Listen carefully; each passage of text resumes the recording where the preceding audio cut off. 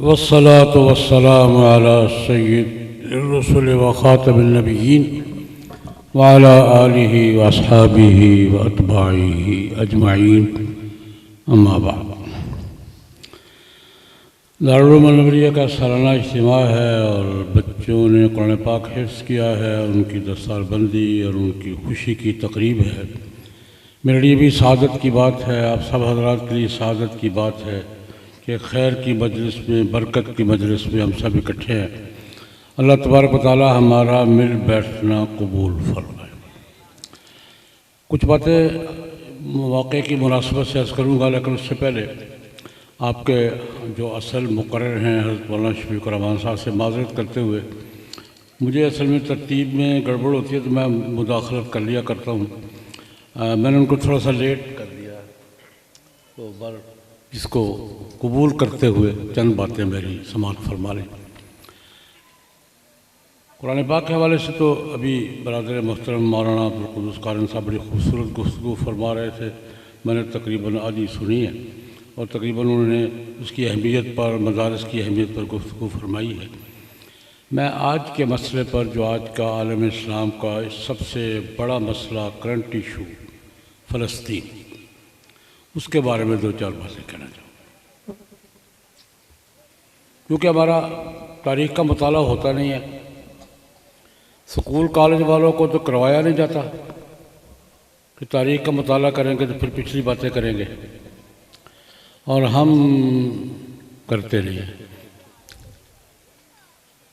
School college والوں کو مسلمانوں کی صحیح تاریخ کا مطالعہ کروایا نہیں جاتا پالیسی کے تحت کہ اگر صحیح مطالعہ کر لیں گے تو پھر پچھلی باتیں کریں گے، ہم ان کو آگے لے جانا چاہتے ہیں، اور ہم جو پچھلی تاریخ والے لوگ ہیں ہم کرتے ہی نہیں ہیں، اس لیے سوالات پیدا ہوتے ہیں۔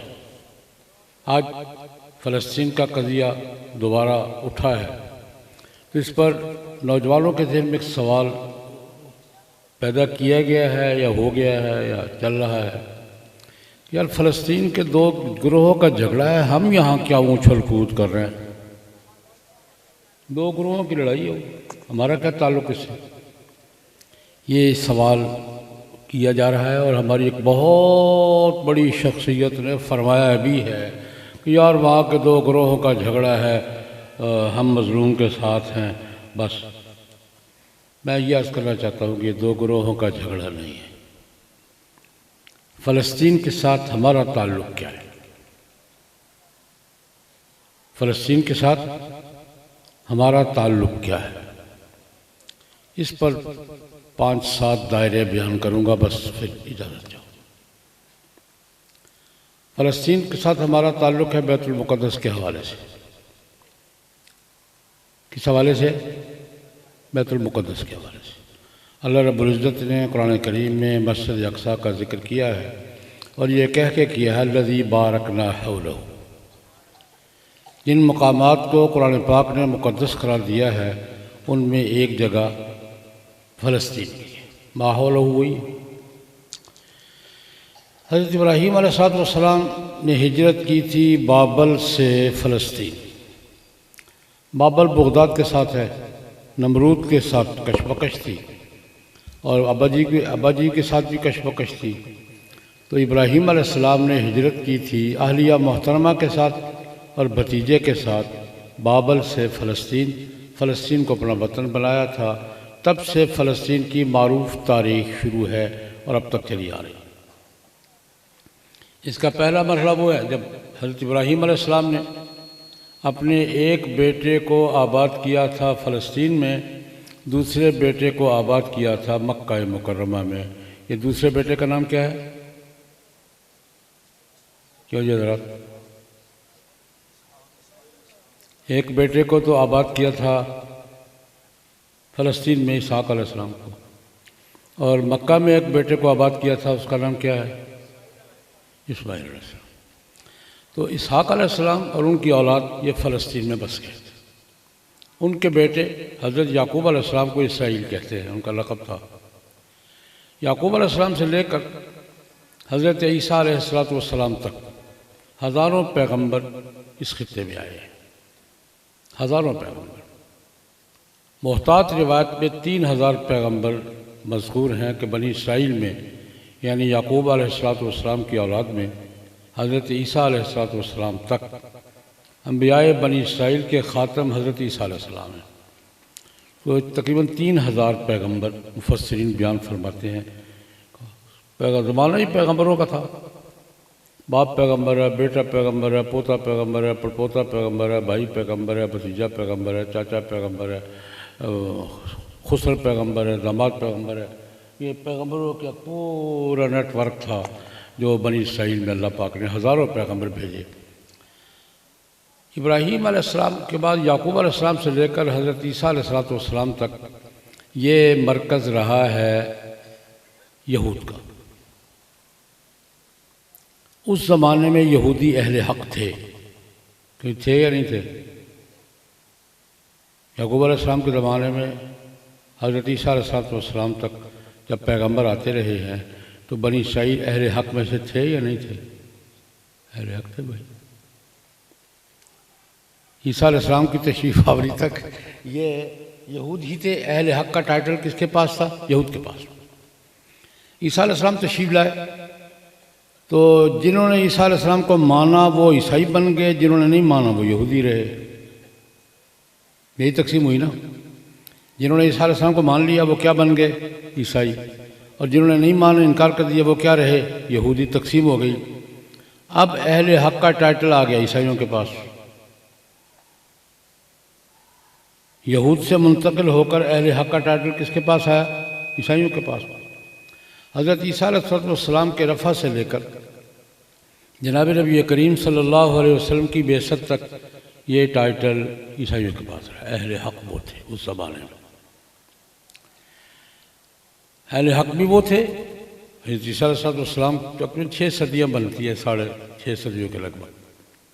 اہل حق کا ٹائٹل بھی ان کے پاس تھا۔ اللہ رب العزت نے پھر یہود سے یہ قبلہ چھین کر عیسائیوں کو دلوا بھی دیا تھا۔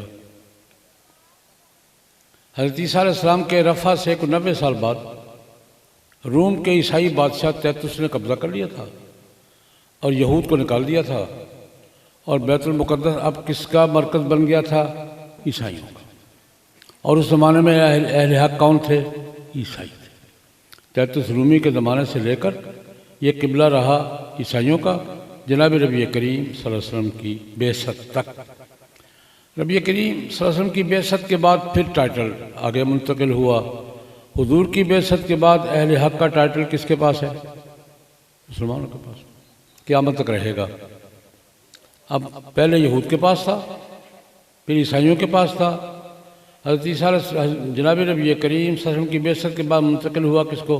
مسلمانوں کو، اب تک ان کے پاس ہے۔ اچھا، ٹائٹل بھی منتقل ہوا، اللہ پاک نے بیت المقدس بھی منتقل کر دیا۔ حضرت عمر کے زمانے میں مسلمانوں کے پاس آ گیا تھا۔ بیت المقدس اور فلسطین مسلمانوں کے پاس کب آیا ہے؟ حضرت عمر کے زمانے میں۔ ہم نے عیسائیوں سے لیا تھا۔ تو خیر میں ایک بات یاد کر رہا ہوں کہ یہ قبلے کا تسلسل کہ جب تک یہود اہل حق تھے،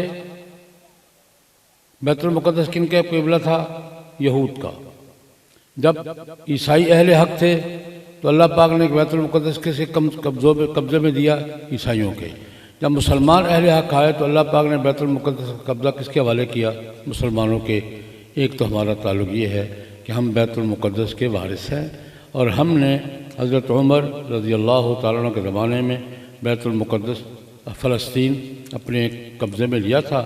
حضرت ابو عبیدہ عامر بن الجراح رضی اللہ تعالیٰ عنہ فلسطین کے فاتح ہیں، انہوں نے بیت المقدس اور سارا علاقہ فتح کیا تھا، اور امیر المومنین حضرت عمر بن الخطاب رضی اللہ تعالیٰ عنہ نے خود آ کر بیت المقدس کا چارج لیا تھا، عیسائی رہنماؤں سے اس کی چابیاں وصول فرمائی تھی، کنٹرول سنبھال لیا تھا۔ اس کے بعد ایک دفعہ عیسائیوں نے پھر چھینا ہم سے، 2 صدیوں کے بعد عیسائیوں نے پھر چھینا ہم سے، ہم نے پھر چھین لیا ان سے۔ ہم نے دوبارہ کس نے قبضہ کیا؟ صلاح الدین ایوبی رحمہ اللہ تعالیٰ نے۔ ایک تعلق تو ہمارا صدیوں سے، تاریخ سے تعلق ہمارا چلا رہا ہے۔ بیت المقدس کے بعد ساتھ ہمارا دوسرا تعلق یہ ہے کہ جناب نبی کریم صلی اللہ علیہ وسلم کو اللہ رب العزت نے امام الانبیاء کا خطاب دیا. خطاب تو دیا وحی میں، اور اس پر عمل کہاں کروایا؟ مسجد اقصی. حضور کو امام الانبیاء کا خطاب تو دیا وحی میں، اور اس کا پریکٹیکل کہاں کروایا؟ مسجد اقصی میں. معراج کی رات سارے انبیاء اکٹھے کیے، اور جناب نبی کریم صلی اللہ علیہ وسلم کو معراج کی رات کہاں کھڑا کیا؟ مصلی پر. خود حضور فرماتے ہیں جبریل علیہ السلام مجھے لے کر آئے تھے، میرا ہاتھ پکڑ کر مصلی پہ کھڑا کیا، اور وہ جو اللہ رب العزت نے انبیاء سے وعدہ لے رکھا تھا ما آتیتکم من کتاب و حکمہ ثم جاءکم رسول مصدق لما معکم لتؤمنن بہ ولتنصرنہ. اللہ پاک نے پیغمبروں سے ایک وعدہ لیا تھا اس دنیا میں انسانوں کو آباد کرنے سے پہلے کہ تم اپنے اپنے وقت پہ جاؤ گے، تم سب کے بعد ایک رسول آئے گا، تم نے اس پر ایمان بھی لانا ہے، اس کی تصدیق بھی کرنی ہے. اللہ رب العزت نے وہ وعدے کی تکمیل کہاں کروائی؟ معراج کی رات مسجد اقصی میں کروائی. جناب نبی کریم صلی اللہ علیہ وسلم کے امام الانبیاء کا بننے کا مرکز کیا ہے؟ مسجد اقصی. پھر ہمارا تیسرا تعلق، جناب نبی کریم صلی اللہ علیہ وسلم نے جب ہجرت کی ہے تو ہجرت کرنے کے بعد مدینہ منورہ میں نمازیں کس طرح رخ کر کے پڑھتے تھے؟ تقریباً 17 مہینے بیت المقدس کی طرف رخ کر کے حضور نے نمازیں پڑھی ہیں. حضور کو نبی القبلتین کہا گیا، اللہ پاک نے فرمایا، اور وہ اس کی عملی شکل کیا تھی کہ تقریباً 17 مہینے بیت المقدس ہمارا قبلہ رہا ہے. یہ ہمارا تیسرا تعلق ہے. کس کے ساتھ؟ بیت المقدس کے ساتھ. ہمارا عقیدے کا، ایمان کا، عقیدت کا، محبت کا. چوتھا تعلق، جناب نبی کریم صلی اللہ علیہ وسلم جب حضور کی دعوت پھیلی اور سارا عرب کے علاقے میں، ایک اور تاریخی واقعہ میں شامل کرنا چاہوں گا. یہ سارا شام کا علاقہ عیسائیوں کے کنٹرول میں تھا، فلسطین بھی عیسائیوں کے کنٹرول میں تھا. رومی بادشاہ ہرقل بیت المقدس آیا ہوا تھا. جس زمانے میں نبی کریم صلی اللہ علیہ وسلم نے قیصر روم کو اسلام کی دعوت دی تھی. حضرت دحیہ کلبی رضی اللہ تعالیٰ عنہ خط لے کر گئے تھے. وہ خط پیش ہوا ہرقل کو، قیصر روم کو، بیت المقدس کے دورے پر آیا ہوا تھا. یہاں وہ سارا مکالمہ ہوا، بڑا تفصیلی مکالمہ ہے اور بڑا تاریخی مکالمہ ہے، جو جناب ابو سفیان جو اس وقت قریش کے سردار تھے ان کے اور قیصر کے درمیان بڑا تفصیلی مکالمہ ہے. مکالمے میں نہیں جا رہا. اس مکالمے کے آخر میں ایک جملہ ذکر کرنا چاہوں گا. قیصر روم کے بادشاہ نے جناب ابو سفیان کے ساتھ سوالات جواب کیے، حضور کے بارے میں پوچھا پاچھا، اور پھر ایک جملہ کہا. انہوں نے کہا جو باتیں میں نے پوچھی ہیں اور جو آپ نے بتایا ہے، اگر یہ باتیں درست ہیں، اِنَّهُ لَنَبِيٌّ وَسَيَمْلِكُ مَوْضِعَ قَدَمَيْ هَاتَيْنِ.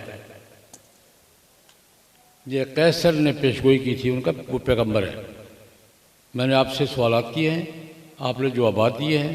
اگر آپ نے جوابات ٹھیک دیے ہیں تو وہ صاحب کیا ہیں؟ پیغمبر. اِنَّهُ لَنَبِيٌّ وَسَيَمْلِكُ مَوْضِعَ قَدَمَيْ هَاتَيْنِ. یہاں جہاں میں بیٹھا ہوں نا، یہاں تک ان کی بادشاہت آئے گی. حضور کی بادشاہت، مسلمانوں کی بادشاہت بیت المقدس تک، اس کی پیشگوئی کس نے کی؟ قیصر روم نے کی. اور آئی پھر حضرت عمر کے زمانے میں آ گئی، بیت المقدس ہمارے کنٹرول میں آ گیا. یہ ہمارا یہ بیت المقدس کے ساتھ ایک تعلق یہ ہے. پھر یہ 3-4 تعلق تو میں نے ماضی کے بتایا نا، میں لمبی بات نہیں کرتا. ایک مستقبل کا بتا کے بات ختم کروں گا. اب تک کتنے تعلق بتایا میں نے؟ اہل حق کا قبلہ رہا ہے ہم سے پہلے بھی، اور جب ہم اہل حق کا ٹائٹل سنبھالا ہے تو اللہ پاک نے وہ قبلہ ہمارے حوالے کر دیا ہے، ہم نے وہ سنبھال لیا تھا. پھر جناب نبی کریم صلی اللہ علیہ وسلم کو معراج کروائی گئی. کہاں؟ انبیاء کرام کی امامت کہاں دی گئی؟ مسجد اقصی میں. پھر ہمارا ہجرت کے بعد 17 مہینے یہ کیا رہا؟ قبلہ رہا. پھر قیصر روم نے اسی بیت المقدس کے ماحول میں بیٹھ کر جناب نبی کریم صلی اللہ علیہ وسلم کے بارے میں معلومات حاصل کر کے یہ پیشن گوئی کی تھی سیملے کو موضع قدم یا ہاتین۔ پھر میں نے عرض کیا کہ حضرت عمر کے زمانے میں حضرت ابو عبیدہ عامر بن الجراح رضی اللہ تعالیٰ عنہ نے یہ فتح کیا تھا، اور اس کا چارج عیسائی رہنماؤں سے کس نے لیا تھا؟ حضرت عمر رضی اللہ عنہ مدینہ منورہ سے تشریف لائے تھے، خود چارج سنبھالا تھا۔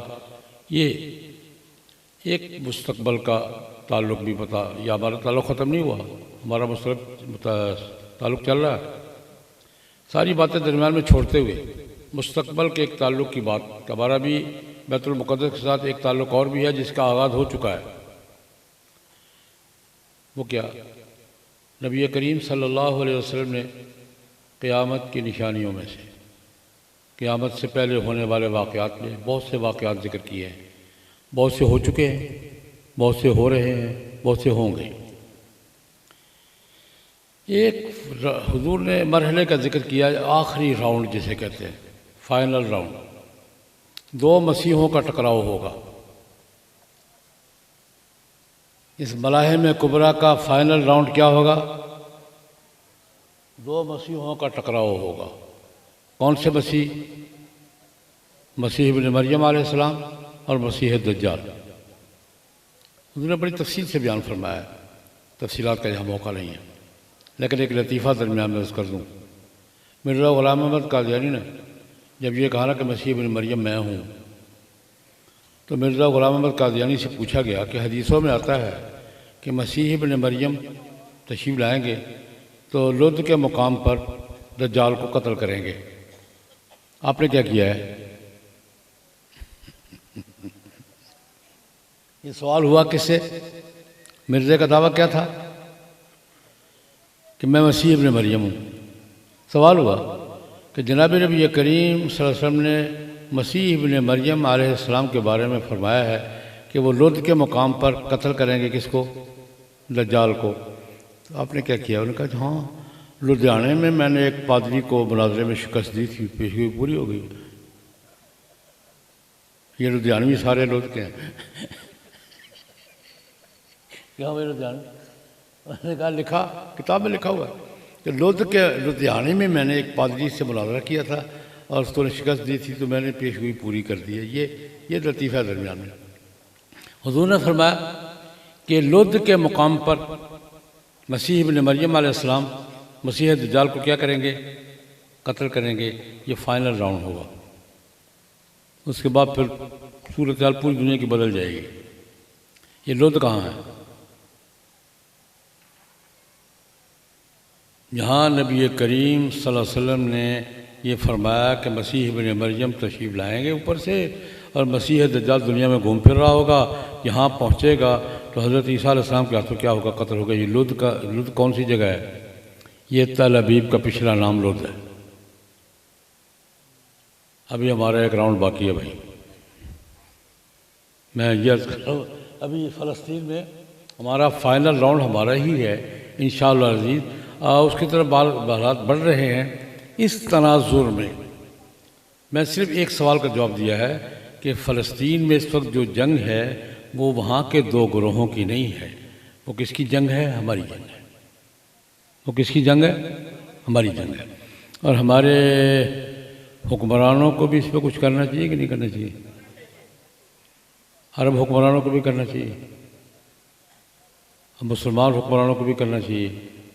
کیا کرنا چاہیے؟ بس ایک بات کہہ کے پوچھتے ہیں وہ کیا کریں۔ ابھی پرسوں ایک پروگرام میں نے کہا مسلمان حکمرانوں کو اکٹھا ہونا چاہیے، OIC کی میٹنگ بلانی چاہیے، عرب حکمرانوں کو اکٹھا ہونا چاہیے۔ کیا کرنا چاہیے؟ میں نے کہا میں فارمولہ نہیں دیتا، اکٹھے بیٹھیں۔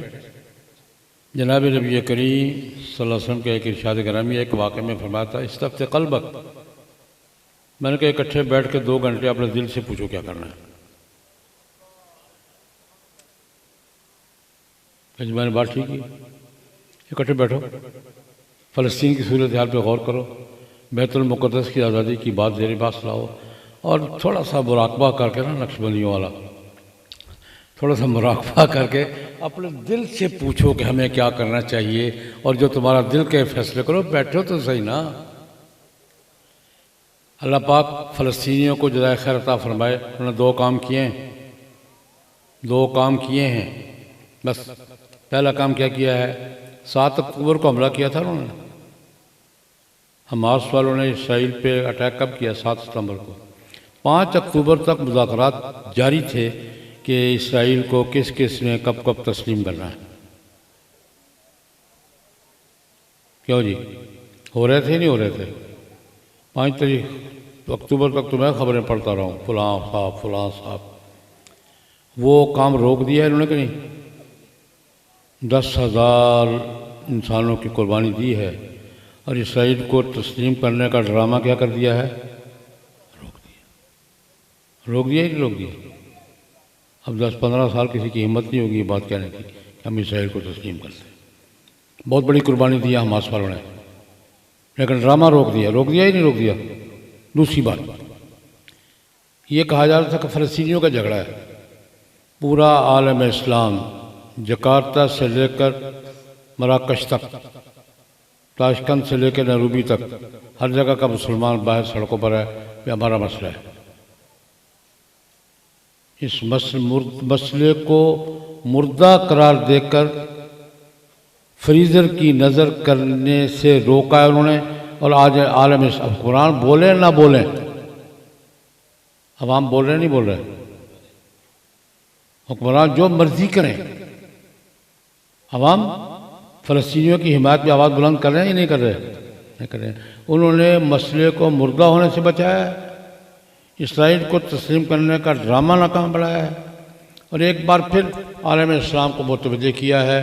پبلک تو متوجہ ہو رہی ہے، ہوگی انشاءاللہ العزیز، اور حکمرانوں کو بالآخر مجبور ہو کر آنا ہی پڑے گا، اس کے سوا کوئی راستہ نہیں ہے کہ عرب حکمران بیٹھیں، مسلمان حکمران بیٹھیں، اور بیٹھ کر اپنے فلسطینی بھائیوں کو اسرائیل کے جبر سے نجات دلانے کے لیے اور بیت المقدس کی آزادی کے لیے اپنا کردار ادا کریں۔ اللہ پاک ہم سب کو توفیق عطا فرمائے۔ حاضری کے لیے چند باتیں عرض کر دی ہیں۔ وآخر دعوانا الحمدللہ۔